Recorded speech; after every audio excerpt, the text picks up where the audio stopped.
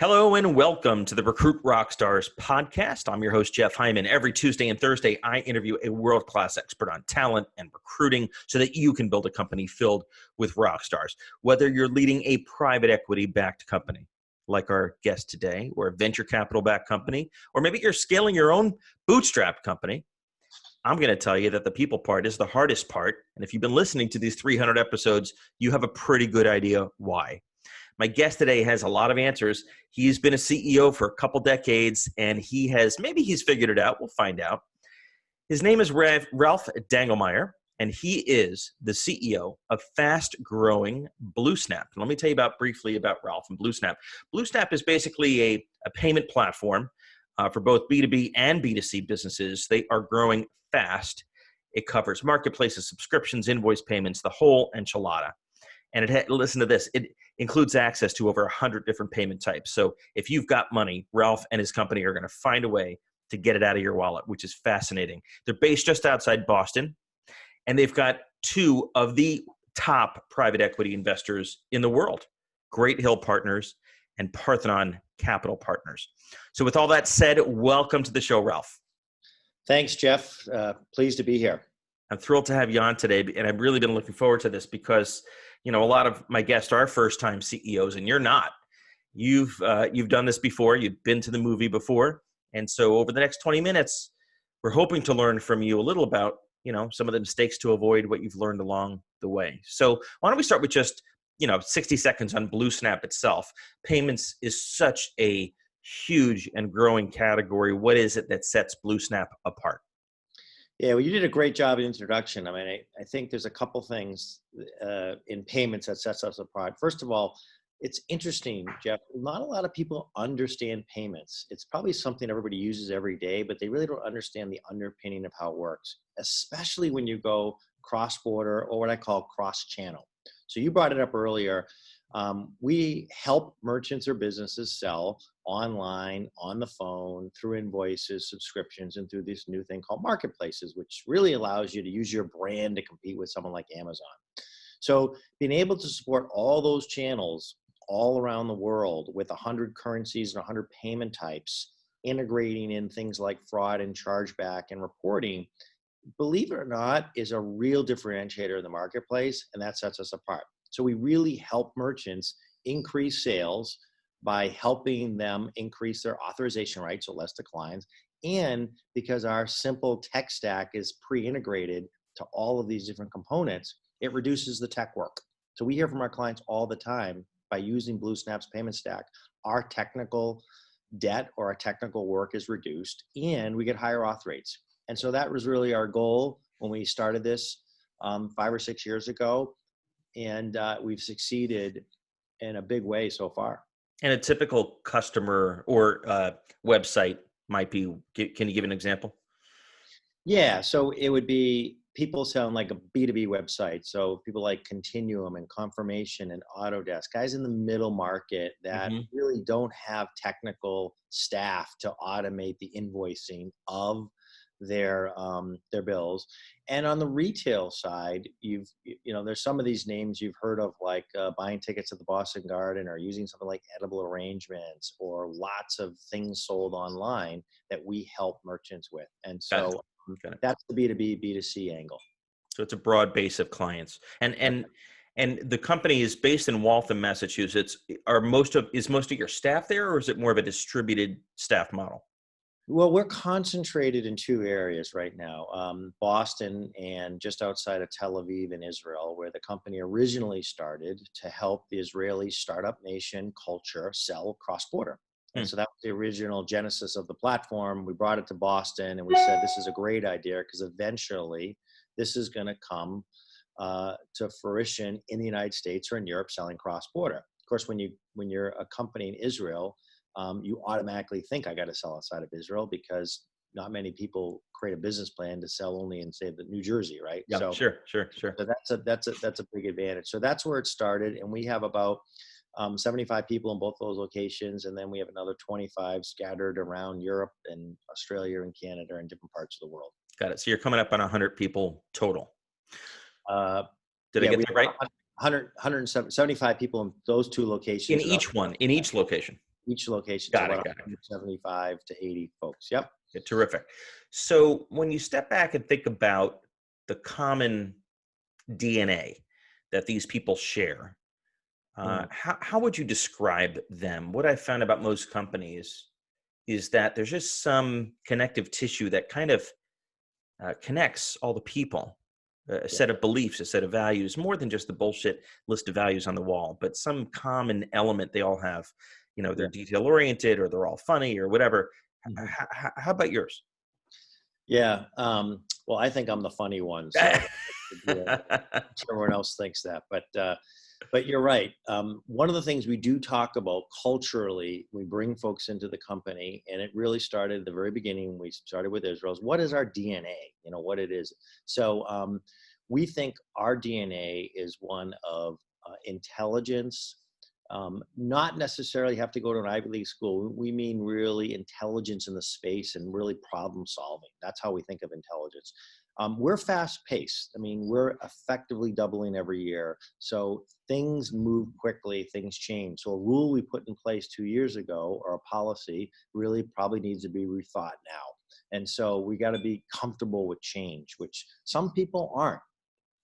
I think the other thing is, I think we're really good at putting the client first and really making sure that you have to go out and make sure that that client is getting what we promised or Yep. being satisfied in the services we deliver. Um, so those are some of the corporate DNAs that I think we have. And one of the things we've done, Jeff, which I think some people find fascinating, is for when I started as CEO about a little over 20 years ago, I brought in somebody who helped me with what we're calling behavioral assessments and behavioral consulting. So really trying to assess the different behaviorals and motivators that are behind people that make them tick.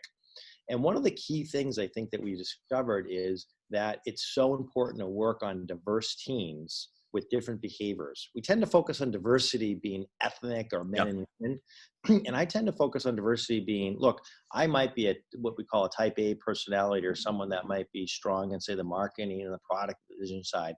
But I need with me somebody who's really good at really mapping out the details and executing the sort of what we like to say the X and O's. And when you put those types of people together, you get incredible synergies on 1 and 1 is really 3. So you're And optimizing your recruiting strategy for the team as a whole, the puzzle parts, as opposed to each individual person. It's that's like you're correct. building a basketball team.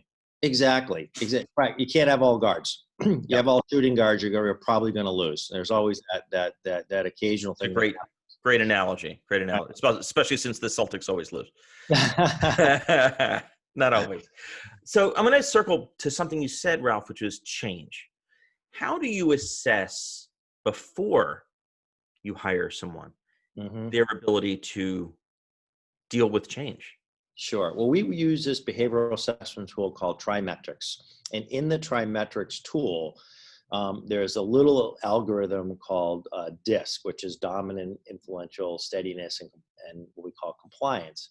And in there, the more steady and more compliant people are with their values, and that this isn't a good or bad thing, the less resistant they are to change. Okay. So they So have a true North Star.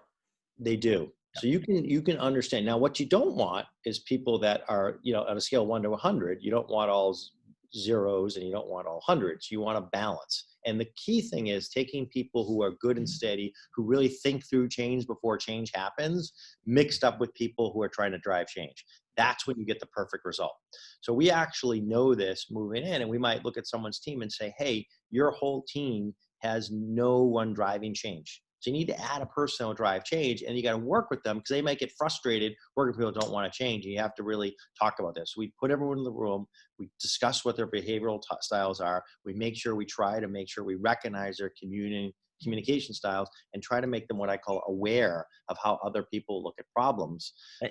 And you have that discussion before you hire them or after? We do, yeah. And then after, we go through them after. It doesn't deter us from hiring people because that's a small part of the hiring decision, but it is an important piece. It's just like your background. right? And it's just like your experience. So we make it one of the 3 or 4 things that we discuss in hiring. And then we bring people in, we run them through it and say, this is how you are. We hired you because we like who you are. We don't want you to change, but we want you to be aware of how other people will react to you when you're coming up with a new idea or you're not looking to move to a new idea. So in a fast-paced environment, to grow, you need to change. And I think So it's a non-negotiable for you in hiring people. This is something it's religion at BlueSnap. It's part of our DNA. And does every finalist candidate go through the assessment? I would say 90 something percent. Yes. Got it. Where are you? Let's shift gears a little bit. Where are you finding your best candidates these days? We're in, the tightest labor market in 50 years. Yeah. If you think about, the past 10 people that you hired, where did they come from? Where they've come from, Jeff, is that they've come from companies that are similar to ours, fast-paced fintech type companies or SaaS companies. And quite frankly, we hire them as soon as somebody gets acquired. We go after them. We say, boy, hopefully they liked what they were doing. They were successful at what they're doing. We've got a track record of them. They come from references. They get acquired by a bigger company. These mega mergers in fintech have been huge. Yeah. Most of the people we've acquired have come from companies been acquired. Either they've been made redundant, or they just don't like what they're doing anymore because it's packed into a bigger company. And that's the opportunity for us to hire. And for the listeners that don't know, how do you actually go after those people? So Bob Payments Inc. gets acquired. How do you methodically go after their people in an aggressive, proactive way, which I love? Yeah, so it's sort of simple. We look around and say, okay, we need a new account manager that's going to build relationships with some of our key clients. So let's go and effectively profile or build a job spec of who the person is with the team. We all agree what that is. And then we sit in the room and say, who do we know that would fill this spec? And we can usually come up with, 10 or 15 people. And then we either reach out to them through LinkedIn or directly. And if that doesn't work, we'll actually get a recruiter. But it's been super successful that way. Also, we're really fortunate, maybe because we've gotten touted as one of the fastest growing companies in fintech. We've also been touted one of the greatest places to work in fintech. We're getting 100 resumes a week. Wow. So we can log people, even though, and we go through them, and I think our HR staff does an amazing job of saying, this is how we might need in the future based on where we're going, and they'll tag the people. So we might already have a bench of folks that we think are going to be good candidates in the future. So we're pretty systematic when it comes to that. When you think about your journey as a CEO, this is your, second, third time, right? Yeah, I was CEO, president, and CEO. So second, third. When you think about that path, how did you learn how to hire? And by that, I mean, assess candidates, find them, close them. Mm-hmm. Was it just School of Hard Knocks, or did you have a mentor that taught you this stuff? Yeah, I think it was a little bit of School of Hard Knocks, and it was a little bit of using this behavioral tool, and it was a little bit of just watching other successful people sort of hire good teams. I really did believe in this book, Good to Great, which is one somebody told me to read one time, which I thought was an easy read, and it really worked. Yeah. So that was one. I think there was a couple things in hiring. Number one is I like to just sit and say, look, this is the vision of what we're doing. Do you believe in the vision? Which is almost like a religion. If they don't believe in where you're going, then it's not really a good fit. Number one. Would that imply that you really don't hire many people from outside payments? Because I would think to have a point of view on this, you'd kind of have to be from the payments sector. So, I mean, yes and no. I mean, we like people that work at SaaS companies because I think what we're doing is very similar to SaaS. It's helpful if they have payments, but we don't have to hire everybody that have been in payments, but it is a majority of who we hire for sure. But it isn't that hard to explain what you and I just explained to be outside of payments to get it. Sure. Right? Everybody's trying to be like Amazon or Shopify, and we have a platform that allows you to do that, and people buy online, and so it's not that hard to understand. Obviously, execution is difficult. So I think you got to share that vision, number one. I think the other thing that's interesting is to really make sure that when you're hiring people, there is that cultural fit, this behavioral assessment. And if there's not, I always look at the person in the eye and say, look, you have to assess coming to work here just as much as we have to assess coming to you. I said, I'm not going to sit here and grill you on 10 questions. That's going to make this really uncomfortable interview. You need to really make your own assessment as well, Right. because we're pretty good at, if someone doesn't work out, we terminate them. And I think that's another hard thing to do, is I always waited too long to realize the person was in the wrong role. And that was my next question is, after years of doing this, how long have you decided is the right amount of time to give a new hire before you realize you might have made a mistake? Which we Yeah. all make mistakes. Yeah. And we have, and we go through a very good process of trying to give people a chance, but then, we terminate them if it doesn't make sense, or they leave on their own. But mostly it's a joint decision. It's not like you have to be a cutthroat person. They're not happy, we're not happy, and it's easy to move on. So Right. it really depends. I mean, if it's a role that's rather straightforward, maybe you're in customer service and you're just not simply getting it and picking up the phones. I mean, within a couple of months, the person needs to move on. Yeah. If it's in some kind of a really challenging role where you're trying to build a new customer success team, I mean, that might take 6 or 7 months. So you can't just put a sort of range on it, but I do put something in my head that says this new job, if they're not showing progress in 90 days or 180 days, and we got to sort of either retrain them or we got to look for alternatives. That's So each one, really interesting, Ralph. So rather than having a clear amount of time throughout the whole company in BlueSnap, you'll at least have a date in your head and hold yourself to it and right. say, look, I'm going to give this person 2 months, or I'm going to give this person 4 months. That's really useful. And Yeah. I know it sounds so silly, but I find leaders are hesitant to do that because it's so distasteful. It's the hardest part of business, right? So you get to the 2-month mark, then you put in your calendar, I'll think about it another month, and it soon it's a year. Yeah, and that's just a huge mistake. I mean, you've got to, and it could be as simple as you just have the person in the wrong role. Yeah. So maybe they've got too much, they're doing 3 things and it should be 2 things.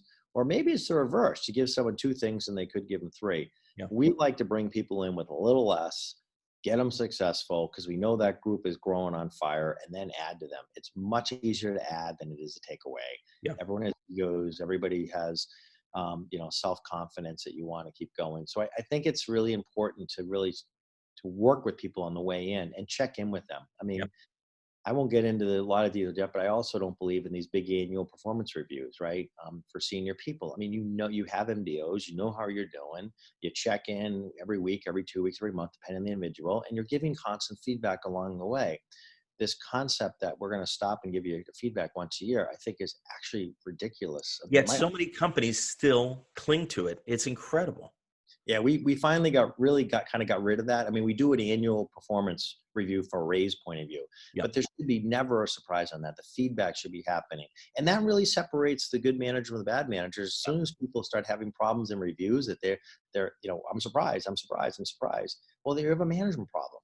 Yep. The manager's not confronting the people every day. And that's really what you need to do. And it's hard. I mean, this stuff is really hard because it's hard to tell somebody constructively criticize. And, it's a very difficult thing to do, but that's probably the biggest thing to stress is you got to give that feedback to people so they can say, I know I'm trying to do it, and vice versa. You want feedback back up to you as to what can you do differently to be a better manager or be a better communicator, be a better leader, right?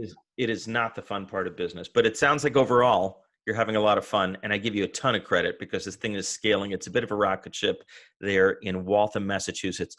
Ralph, thanks so much for making the time. How can people learn more about BlueSnap or get in touch?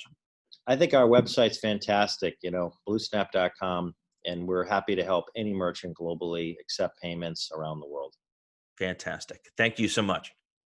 Thanks, Jeff.